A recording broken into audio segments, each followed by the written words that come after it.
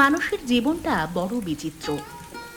কখনো বসন্তের দক্ষিণা বাতাস এসে হৃদয়ে জড়িয়ে দেয়, আবার কখনো কালবৈশাখীর ঝড়ে লণ্ডভণ্ড হয়ে যায় সাজানো বাগান। আজ পূজাদের বাড়িতেও তেমনই এক অন্ধকার নেমে এসেছে। বাইরে ঝড়ের তাণ্ডব, আর ঘরের ভেতরে জীবন মৃত্যুর লড়াই। যে মা এক সময় পুরো ঘরটা হাসি মুখে আগলে রাখত, আজ সেই মাই নিথর হয়ে শুয়ে আছে এক কোণে। না অবিনাশ, শরীরের অবস্থা তো ভালো মনে হচ্ছে না। জ্বরটা মগজে উঠে গেছে। এই ইঞ্জেকশনটা দিলাম, কিন্তু এটা শুধু সাময়িক। ডাক্তার কাকা, আপনি গ্রামের ভগবান, আপনি হাল ছেড়ে দেবেন না। আমার ঘরটা আঁধার হয়ে যাবে। পূজা ওর মাকে ছাড়া এক মুহূর্ত থাকতে পারে না। যা যা টাকা লাগে আমি দেব। আপনি আপনি শুধু ওকে সুস্থ করে দিন। টাকার কথা নয় অবিনাশ, এই অঁচপাড়াগায় থেকে আধুনিক চিকিৎসা সম্ভব নয়। আমি ওষুধ লিখে দিচ্ছি, কিন্তু ওনার অবস্থা খুবই গুরুতর। গ্রামে চিকিৎসা করা কঠিন। ওনাকে আজই শহরে নিয়ে যেতে হবে।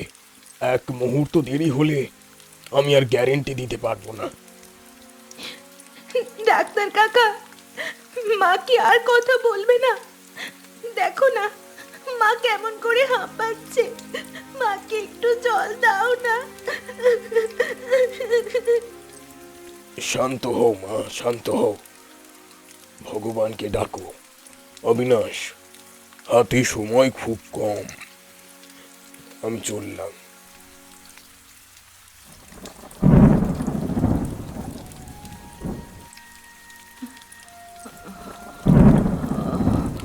অবিনাশ, পূজা, কোথায় কোথায় তোরা?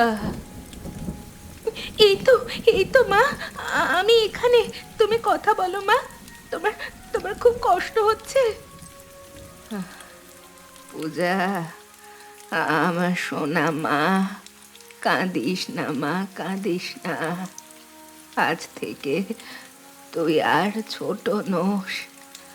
আজ থেকে তুই বড় হয়ে গেলি মা। তোর বাবাকে দেখে রাখিস, মানুষটা বড় সরল। আমার অবর্তমানে ওকে যেন কেউ কষ্ট না দেয়। এই সুরভি, ওসব কথা বলো না। আমি গাড়ি রাখতে যাচ্ছি, তোমাকে শহরে নিয়ে যাব। আমাদের পূজা বড় হবে, ওর বিয়ে দেব। আমরা একসাথে কত স্বপ্ন দেখেছি না? স্বপ্নগুলো এখন থেকে তুমি আর পূজা দেখবে। অবিনাশ, আমায় কথা দাও অবিনাশ, পূজাকে কখনো মায়ের অভাব বুঝতে দেবে না। ও ও খুব নরম মনের মেয়ে। ওকে একা করে দিও না কোনোদিন।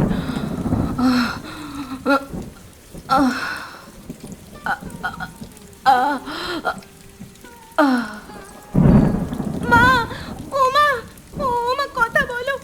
বাবা, বাবা দেখো না, মা কেমন যেন করছে। মা, মা গো।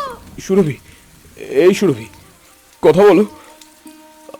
আমাদের ছেড়ে চলে গেলে? সুরভি, সুরভি,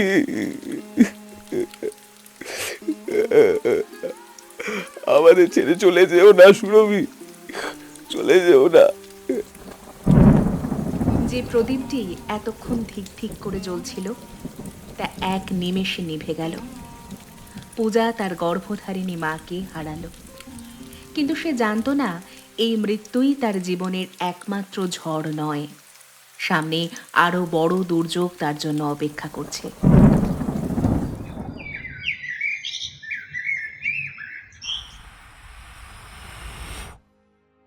সময়ের চাকা কারোর জন্য থেমে থাকে না।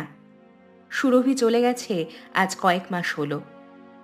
যে বয়সে পূজার হাতে থাকার কথা ছিল খেলার পুতুল কিংবা স্কুলের বই, সেই বয়সে তার হাতে উঠেছে রান্নার খুন্তি আর কড়াই। 10 বছরের মেয়েটি যেন রাতারাতি অনেকটা বড় হয়ে গেছে। মা নেই, তাই বাবার সবটুকু যত্ন এখন পূজার ছোট ছোট কাঁধে।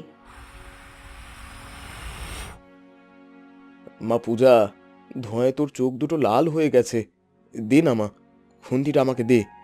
আমি না হয় আজ ভাতটা নামাই। না বাবা, তুমি পারবে না। মা শিখিয়ে দিয়েছে কিভাবে মার গালতে হয়। তুমি বসো তো, আজ আমি তোমার প্রিয় আলু ভাজা আর ডাল করেছি। গরম গরম ভাত খেলে তোমার শরীরের সমস্ত ক্লান্তি দূর হয়ে যাবে।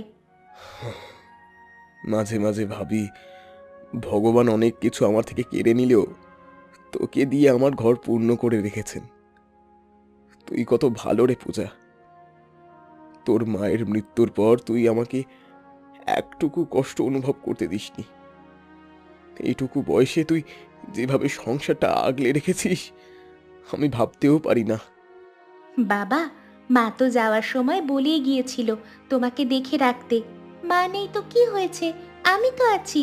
কিন্তু বাবা, আমি একটা কথা বলবো, রাগ করবে না তো?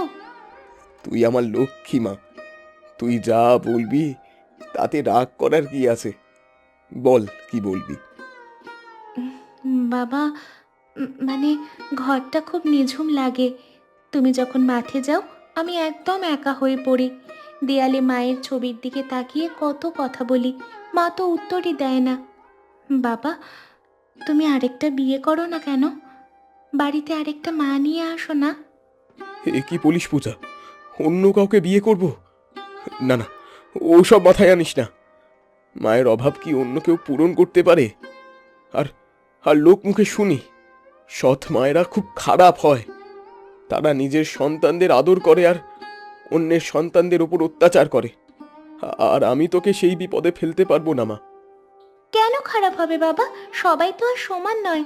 মা থাকলে তোমারও সেবা হবে, আর আমি একজন সাথী পাবো। আমি মাকে মায়ের মতোই ভালোবাসবো। দেখবে, মাও আমাকে অনেক ভালোবাসবে। আনো না বাবা, আমার জন্য অন্তত একজন মা নিয়ে এসো। পূজা, তুই এখনো ছোট, এই দুনিয়াটা চিনিস না। আমি শুধু তোর কথা ভেবেই বিয়ে করছি না। আমার কথা যদি ভাবো, তবে আমার আবদারটা রাখো বাবা। আমার খুব একা লাগে। আমি চাই এই ঘরটা আবার হাসিতে ভরে উঠুক। তুমি কথা দাও, তুমি রাজি হবে? তুই যখন এত করে বলছিস, তখন দেখি কি করা যায়। কিন্তু মনে রাখিস মা, এই ঘরটা যেমন তোর মায়ের ছিল তেমনই থাকবে। সুরভির ওপর আমার কাছে কেউ নেই। ঠিক আছে, ঠিক আছে। এই তো আমার লক্ষ্মী বাবা। দেখবে, মা আসলে আমরা কত সুখে থাকবো।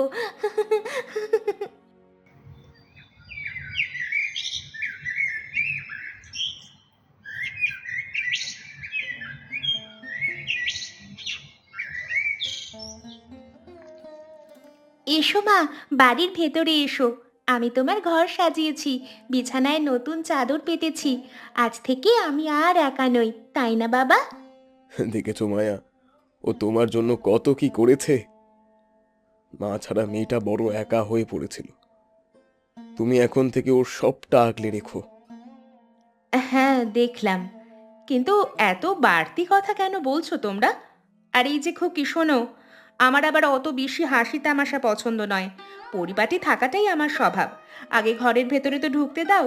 আর শোনো বাপু, আমি অত আদর টাদর বুঝি না। সংসার করতে এসেছি, সংসারই করব। মা, আমি তোমার জন্য অনেক কিছু রান্না করতে চেয়েছিলাম, কিন্তু বাবা বলল তুমি নাকি শহর থেকে খাবার খেয়ে আসবে। কাল আমি তোমাকে আমার হাতে সব রান্না করে খাওয়াবো। রান্না? 10 বছরের মেয়ে রান্না খেয়ে যদি পেটের অসুখ হয় তবে তো মুশকিল। ঠিক আছে, দেখা যাবে। এখন আমাকে ঘরটা দেখাও তো অবিনাশ, মাথাটা বড্ড ধরেছে। হে, অনেক দূর থেকে এলে তো, তাই হয়তো মাথাটা ধরেছে। এসো, আমি তোমাকে এক্ষুনি ঘরটা দেখিয়ে দিচ্ছি।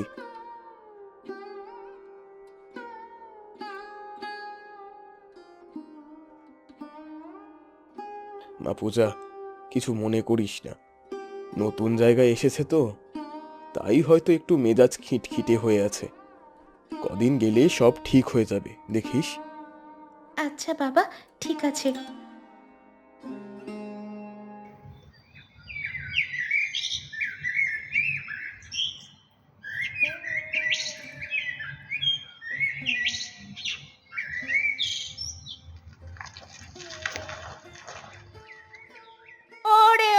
লক্ষ্মী, কুয়ো থেকে জল তুলতে কি তোর যুগ পার হয়ে যাবে?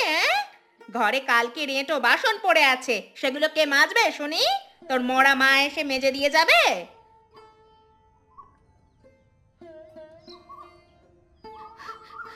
মা, আমি তো সকাল থেকে এক মুহূর্তও জিরোইনি। ঘর ঝাড় দিলাম, কাপড় কাচলাম, এখন জল তুলছি। আমার হাত দুটো খুব ব্যথা করছে মা, একটু যদি জিরিয়ে নিতাম। জিরোবি? নবাব জাতির আরাম চাই, হ্যাঁ? এই যে তোর বাবা খেটে মরছে, সে কার জন্য? তোর জন্যই তো। আর তুই এখানে বসে বসে আয়েশ করছিস? যা বলছি শোন, এখনই সব বাসন নিয়ে পুকুর ঘাটে যা। যদি একটা বাসনেও দাগ দেখি, তবে আজ রাতে তোর খাওয়া বন্ধ। মা, তুমি কেন আমার উপর এত রাগ করো মা? আমি তো তোমাকে মা বলে ডাকি। তুমি কি আমায় একটু ভালোবাসতে পারো না? আমার মা তো কোনোদিন আমাকে এভাবে বকতো না। খবরদার, আমার সামনে ওই মরা মার নাম উচ্চারণ করবি না। সে তোকে মাথায় তুলে রেখেছিল, আর আমি তোকে মাটিতে নামাবো। তুই এই বাড়িতে থাকলে আমি কোনোদিন শান্তিতে রাজত্ব করতে পারবো না। তোর ওই মায়া ভরা মুখ দেখলে আমার গা জ্বলে যায়, বুঝলি? ধর ধর।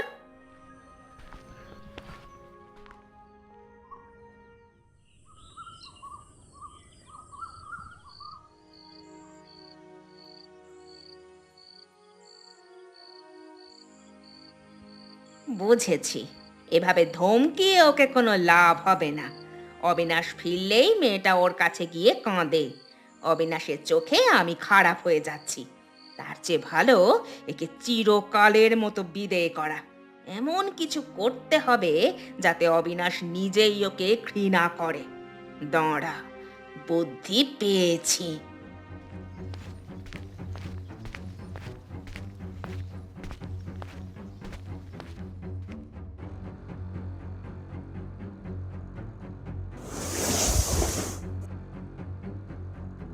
আজ তোর শেষ দিন পূজা।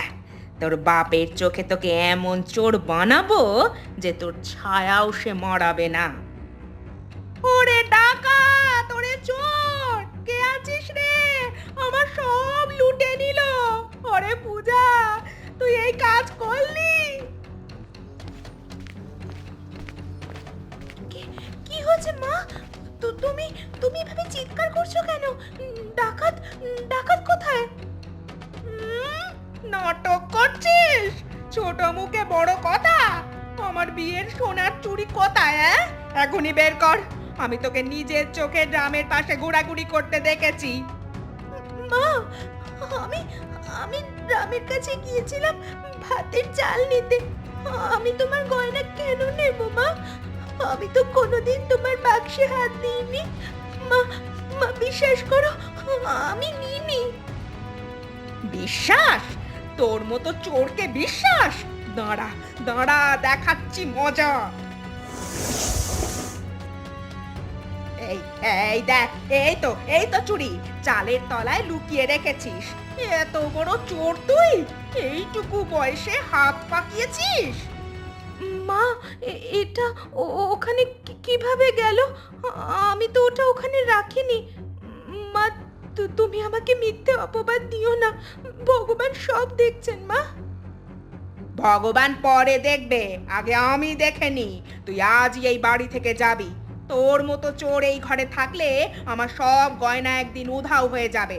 বেরিয়ে যা, বেরিয়ে যা বলছি।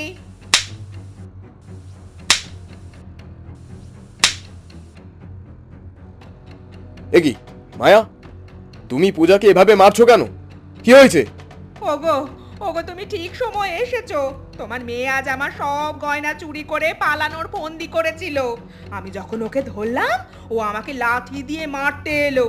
দেখো দেখো, আমার হাতটা কেমন ফুলে গেছে, দেখো দেখো। পূজা, মায়া কি সত্যি বলছে? তুই কি চুরি করেছিস? বাবা, বাবা, আমি আমি চুরি করিনি। মা নিজেই ওটা ওখানে রেখেছে। বাবা, বাবা, তুমি তো আমাকে চেনো। আমি কি কোনোদিন তোমার পকেটে হাত দিয়েছি বলো? শুনছো শুনছো ওর কথা শুনছো? এখন উল্টে আমার ওপর দোষ দিচ্ছে। ওগো, ওগো, আমি কি নিজের গয়না নিজের চুরির নাটক করব বলো? ওর ব্যাগটা দেখো, ওতে আরো কি কি আছে কে জানে। ও আজ রাতেই পালানোর প্ল্যান করেছিল অবিনাশ। হয় এই বাড়িতে এই চোর মেয়ে থাকবে, না হয় আমি থাকবো, তুমিই বিচার করো।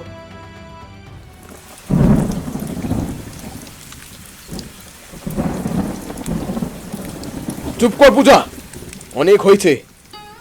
আমি ভাবতাম তুই তোর মায়ের মতো হয়েছিস, কিন্তু তুই তো দেখছি একটা জাত চোর। আমার মান সম্মান সব ধুলোয় মিশিয়ে দিলি তুই। মায়া ঠিকই বলেছে, এই তোর মতন মেয়ের এই বাড়িতে কোনো জায়গা নেই। বাবা, বাবা তুমিও তুমিও আমাকে ভুল বুঝলে। আমি কোথায় যাব বাবা, কোথায় যাব? যেখানে খুশি যা, আজ থেকে আমার কোনো মেয়ে নেই। আমার পূজা মারা গেছে। জায়গান থেকে দূর হ তুই।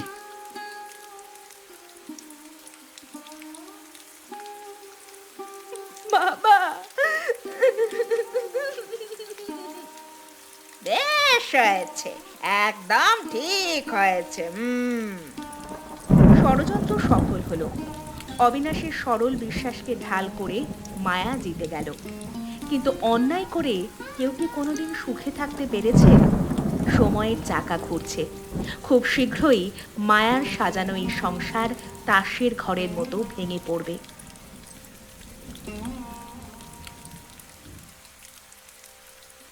অন্ধকার রাত। যে পূজা কোনোদিন তার বাবা মায়ের হাত ছাড়া ঘরের বাইরে একা বের হয়নি, আজ সে পথের ভিখারিনী। তার বুকে শুধু বিশ্বাস ভাঙার যন্ত্রণা আর ক্ষুধার আগুন। সে জানতো না মায়ের পরে যাকে মা ভেবেছিল সেই তাকে এতটা নিষ্ঠুরভাবে দূরে ঠেলে দেবে। এই পথ হারা শৈশবের শেষ কোথায়? বাবা, তুমি কেন বিশ্বাস করলে না? আমি তো কোনো দিন চুরি করিনি। মা, তুমি কোথায় মা? তোমার পূজা আজ পথে পথে ঘুরছে। তোমার মেয়েকে ওরা চোর বলেছে মা।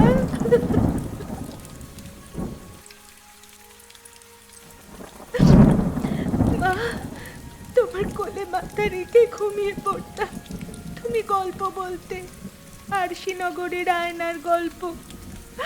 আজ সেই আয়নাটা আমার মুখে কালি মাখিয়ে দিল মা। তুমি বলেছিলে, পূজা কারোর ক্ষতি করিস না, ভগবান দেখছেন। মা, আমি তো কারোর ক্ষতি করিনি, তাহলে ভগবান কেন আমাকে এত বড় শাস্তি দিলেন?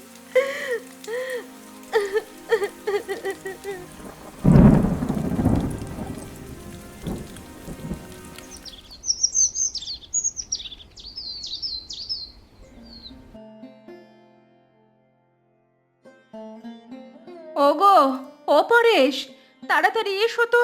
দেখো দরজায় কে পড়ে আছে। এ তো আমাদের অবিনাশের মেয়ে পূজা। বাবা, আমি নিইনি বাবা, আমি চুরি করিনি। কি বললে পূজা? ওরে বাবা, কি দশা হয়েছে ওর? ও বিড়বিড় করে কি বলছে? কে জানে কি বলছে। ও ও এমন করছে কেন? বাবা, বাবা। এই শুনছো, ওকে দেখে তো মনে হচ্ছে মরতে বসেছে। খুব অসুস্থ মনে হচ্ছে পূজাকে দেখে। এই ধরো ধরো, ওকে ঘরের ভেতর নিয়ে চলো। হ্যাঁ হ্যাঁ, ধরো ধরো।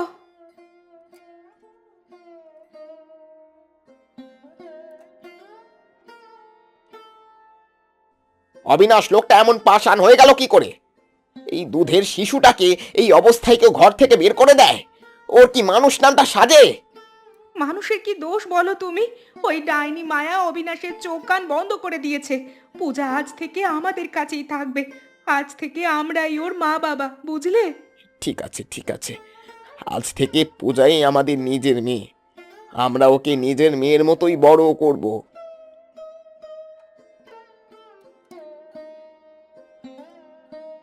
একই গ্রামেই দুই ছবি। এক জায়গায় যখন স্নেহের প্রদীপ জ্বলছে, অন্য জায়গায় তখন অনুশোচনা আর ঔদ্ধত্যের যুদ্ধ চলছে। অবিনাশের অন্তরটা আজ ছিঁড়ে যাচ্ছে, কিন্তু মায়ার মনে তখনও বিষ। বলি, সারাদিন কি এভাবে সঙ্গের মতো বসে থাকবে নাকি? সকাল তো হলো, যাও না, মাঠে যাওয়ার জোগাড় করো। আপদ গেছে, এখন শান্তি করে দুবেলা দুটো খাও। শান্তি? মায়া, শান্তি কি আর কোনোদিন ফিরে আসবে? কাল সারা রাত পূজা ওই অন্ধকারের মধ্যে কোথায় ছিল, কি খেয়েছে? আমার বুকটা খাঁ খাঁ করছে গো। আমার মরা বউয়ের কাছে আমি কি জবাব দেব? ও, আবার সেই মরার প্রসঙ্গ। ও চোর, সে তোমার সম্মান ধুলোয় মিশিয়ে দিয়েছে। ও নিশ্চয়ই কোনো চোরের দলের সঙ্গে পালিয়েছে। অত চিন্তা করার কিছু নেই, নিজের স্বাস্থ্যের দিকে তাকাও। আমি তোমার জন্য গরম গরম লুচি বানাচ্ছি, খেয়ে নাও তো। আমি একা অভাগা বাপ, নিজের সন্তানকে রক্ষা করতে পারলাম না। পূজারে, যেখানেই থাকিস মাফ করে দিস। তোর এই অপদার্থ বাপকে মাফ করে দিস। আমাকে তুই ক্ষমা করে দিস মা, আমাকে তুই ক্ষমা করে দিস।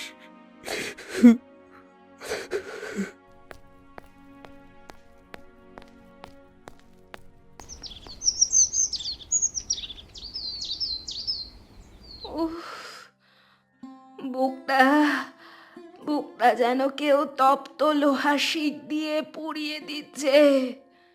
কেউ আছো? আছো কেউ? একটু জল, একটুখানি জল দাও।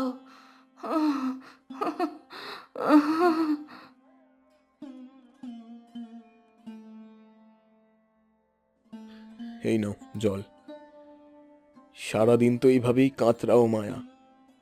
ডাক্তার কাকা তো বলে দিয়েছেন শরীরে আর রক্ত নেই, শুধু হাড় কটা অবশিষ্ট আছে। ওগো, তুমি কি এখনো আমাকে ক্ষমা করতে পারলে না? জানি আমি অপরাধী, কিন্তু এই নরক যন্ত্রণা আমি যে আর সহ্য করতে পারছি না। মাঝে মাঝে মনে হয় মরে গেলেই বাঁচতাম।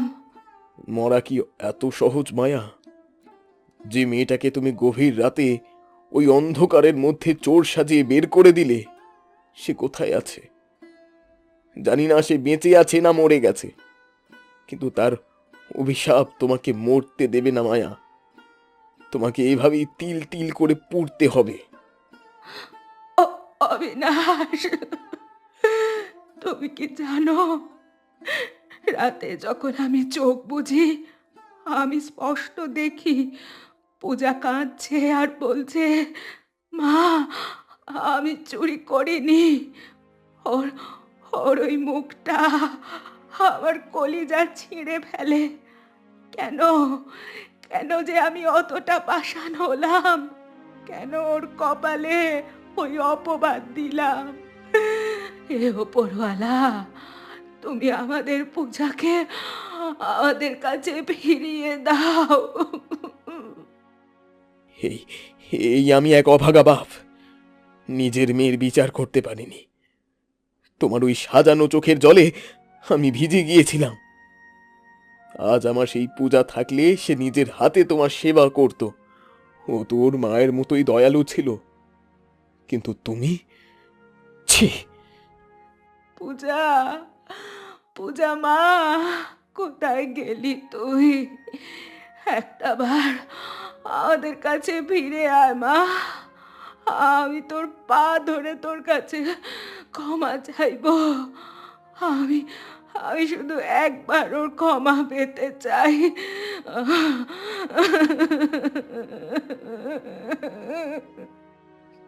তুমি কত বড় অন্যায় করেছ তা তুমি নিজেও জানো না মায়া।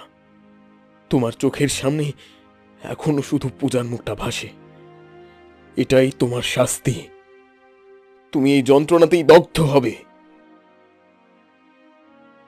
মায়ার কান্না আজ দেয়ালের চারপাশেই প্রতিধ্বনিত হচ্ছে। কেউ নেই সেই চোখের জল মোছানোর।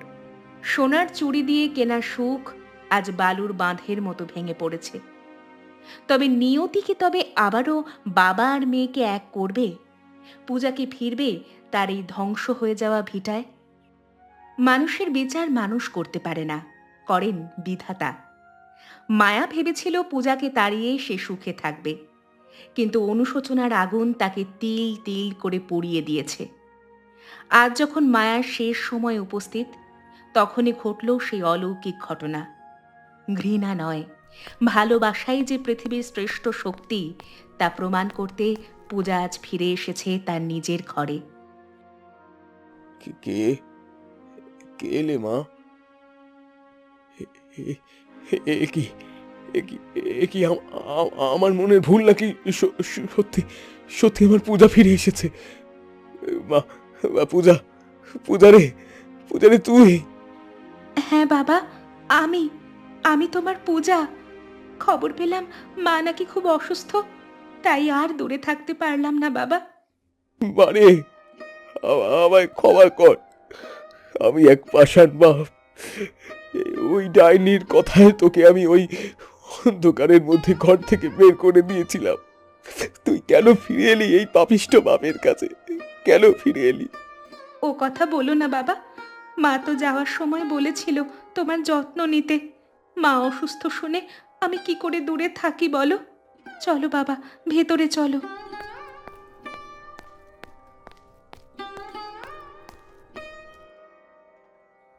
কে কে আমার কাছে এসে কে বসলো?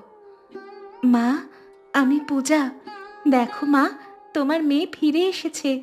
তোমার আর কষ্ট হবে না মা। পূজা, তুই? উম, না না, তুই তুই আমাকে ধরিস না মা। আমি আমি পাপিষ্ঠা। আমি তোকে চোর সাজিয়েছিলাম। তোকে তোকে মিথ্যে অপবাদ দিয়ে ঘর থেকে বের করে দিয়েছিলাম। মা, মা আমি সব ভুলে গেছি। রহিমা মাসি আমাকে সব বলেছে। কিন্তু মা, ঘৃণা করলে তো তোমার আর আমার মধ্যে কোনো পার্থক্য থাকতো না। তুমি অসুস্থ, এখন ওসব কথা ভেবো না। আমি নিজের হাতে তোমার সেবা করব, তোমাকে সুস্থ করে তুলব। ওরে পূজা, আমি তোকে পর ভেবেছিলাম, কিন্তু তুই প্রমাণ করলি তুই আমার জন্ম জন্মান্তরের আপন। অবিনাশ, ওগো, ওগো শুনে যাও, আজ আমি মুক্তি পেলাম। পূজা মা, আমাকে আমাকে একবার মা বলে ডাকবি? মা, আমার মা, তুমি সুস্থ হয়ে ওঠো মা। আমরা সবাই আবার একসাথে আগের মতো থাকবো। থাকবো মা, থাকবো থাকবো। আমরা আবার আগের মতো থাকবো। আমি আর কোনোদিন তোকে অবহেলা করব না মা, আমার লক্ষ্মী মা। ঘৃণা নয়, ক্ষমাই পারে পাথরকে গলাতে। মায়ার সাজানো চুরির নাটক আজ পূজার ভালোবাসার কাছে হার মেনেছে। পূজা প্রমাণ করে দিল, সৎমা যখন আপন হয় তখন তার চেয়ে বড় আশ্রয় আর কিচ্ছু হয় না। এভাবেই একটি ভাঙা সংসার আবার পূর্ণ হলো ক্ষমার ছোঁয়ায়। এমন মজার মজার গল্প দেখতে চাইলে এখনই আমাদের চ্যানেলটি সাবস্ক্রাইব করুন।